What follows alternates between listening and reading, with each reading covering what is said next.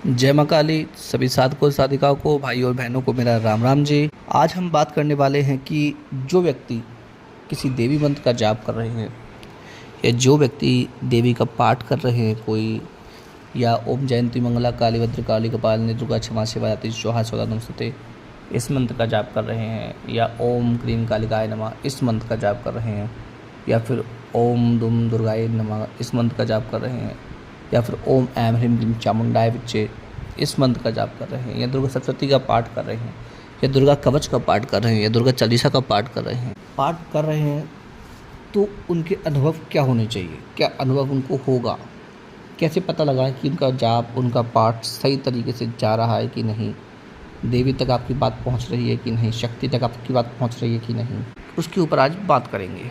आप लोग नए हैं मेरे चैनल पर तो मेरे चैनल को सब्सक्राइब कीजिए, वीडियो को लाइक कीजिए, कमेंट कीजिए। अगर कोई व्यक्ति 3 माला 11 माला ओम ऐम ह्रीम क्लीम चामुंडाय विच्चे का जाप करता है तो उसके साथ क्या अनुभव होंगे, या कोई व्यक्ति किस माला जाप करता है तो उसके साथ क्या अनुभव हो रहे होंगे। जिस व्यक्ति को कुछ समय हो गया होगा जाप करते करते तो उसके साथ क्या क्या अनुभव होंगे, क्या क्या उसको देखेगा, वो सभी इस वीडियो में बताने वाले हैं, तो आप लोग वीडियो में बने रहिए।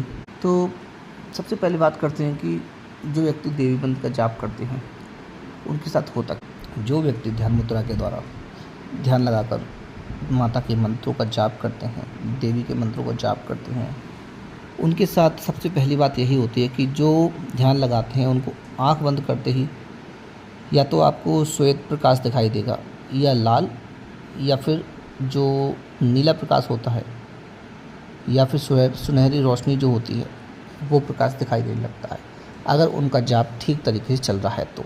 इन प्रकाशों की भी अलग अलग महत्व होते हैं, अलग अलग बातें होती हैं कि ये क्यों दिखाई देते हैं। तो ये तो होती है पहली सीढ़ी। अब बताते हैं कि स्वप्नों के माध्यम से कि आपको कैसे कैसे स्वप्न आ सकते हैं, क्या क्या आपको अनुभव हो सकते हैं, कि अगर देवी की कृपा आपके ऊपर हो रही है तो अगर आपके जो मंत्र जाप है वो ठीक तरह से चल रहा है। ओम ऐम ह्रीम क्लीम चामुंडाय विच्चे इस मंत्र का जाप करने वालों को ज़्यादातर स्वप्न में कोई मंदिरों के दर्शन हो सकते हैं, बहुत प्राचीन मंदिरों के जो आपने कभी देखे भी नहीं होंगे। उन मंदिरों पे आप जा सकते हैं घूमने के लिए स्वप्न में ही। और या फिर ऐसा हो सकता है कि आपको स्वप्न में स्त्रियां दिखाई दे सकती हैं। स्त्रियों से मतलब मैं ये नहीं कह रहा हूँ कि कोई भी स्त्री नहीं, ऐसी कोई स्त्री जो आपने देखी भी ना हो कभी, और वो भी पूरी तरीके से सजी हुई स्त्री, सुहागन जो स्त्री होती है उस तरह की देवी आपको दिखाई दे सकती है। वो आपसे वार्तालाप कर सकती हैं स्वप्न में, या फिर आपके साथ कहीं घूमने चल सकते हैं। इस तरीके के स्वप्न आपको आ सकते हैं। किसी किसी की जब माता काली की प्राप्ति होने वाली होती है तो उसी स्वप्न में कोई जो स्त्री होती है वो लाल जोड़े में और पूरी जो रंग में काली होती है उस तरीके की देवी भी दिखाई देने लगती है। उसका अनुभव उसको होने लगता है।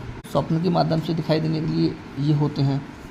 और कभी कभी जो क्या होता है कि जो माता की यक्षिणियाँ होती हैं, माता की जो सेविकाएँ होती हैं, वो भी जो साधक होता है उसकी परीक्षा लेने के लिए बार बार उसके स्वप्न में आती है। उसको बहकाने के लिए जो गंदी हरकतें होती हैं उस तरीके के काम भी उसके साथ करने लगती हैं, जिससे कि साधक बहक जाए और साधना उसकी खंडित हो जाए। अगर ऐसा आपके साथ होने लगे तो आप सफलता के बहुत पास हैं, ऐसा आपको समझना चाहिए।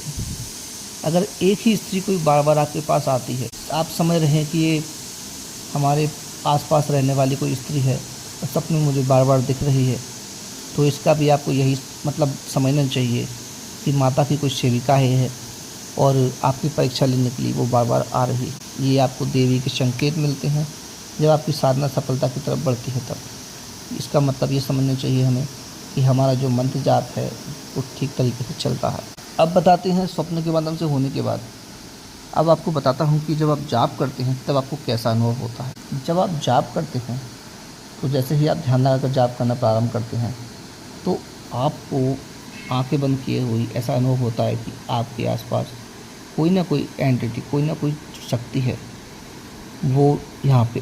किसी किसी को तो आप ये मान लीजिए कि सुगंधित वातावरण महसूस होने लगता है, किसी किसी को ठंडक महसूस होने लगती है। हर साधक का अपना अलग अनुभव होता है। किसी किसी को भय लगने लगता है, किसी किसी को पसीना आने लगता है एकदम, और किसी किसी को तो ऐसा भी होता है कि उसके हाथ पैर फड़कने लगते हैं, अपने आप ही हाथ पैर काँपने लगते हैं।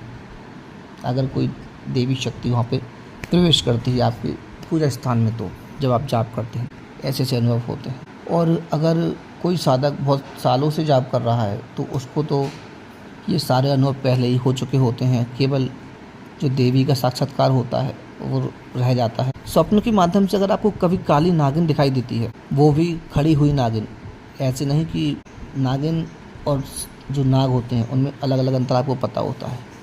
नाग जो होते हैं वो बहुत बड़े विशाल आकार में होते हैं, और जो नागिन का मैं बोल रहा हूँ वो छोटे आकार में आपको 3-4 फुट में दिखाई देगी और पतली सी नागिन। अगर ऐसा आपको दिखाई देता है तो ये समझ लीजिए कि देवी सिद्धि आपको होने ही वाली है, अगर आपको नागिन दिखाई देती है तो।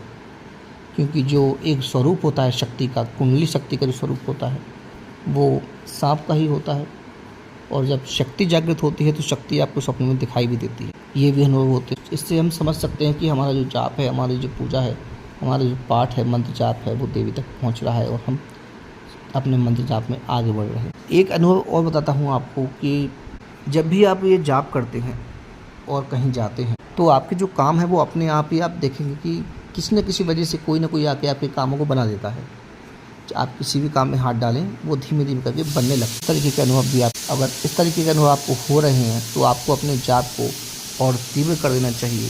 उसकी संख्या निश्चित करके ही आपको जाप करते रहना चाहिए। आगे आपको मंत्र जाप छोड़ना नहीं चाहिए, क्योंकि अगर आप और आगे जाप करते जाएंगे तो आपको शक्ति की प्राप्ति होना निश्चित है। देवी की शक्ति की प्राप्ति होना आपको निश्चित है। ऐसे अनुभव आपको भी हो रहे हैं तो आप अपना जाप प्रारंभ रखें और इस साधनाओं के मार्ग में आगे बढ़ते हैं। मिलते हैं अगली वीडियो में। जय मां काली।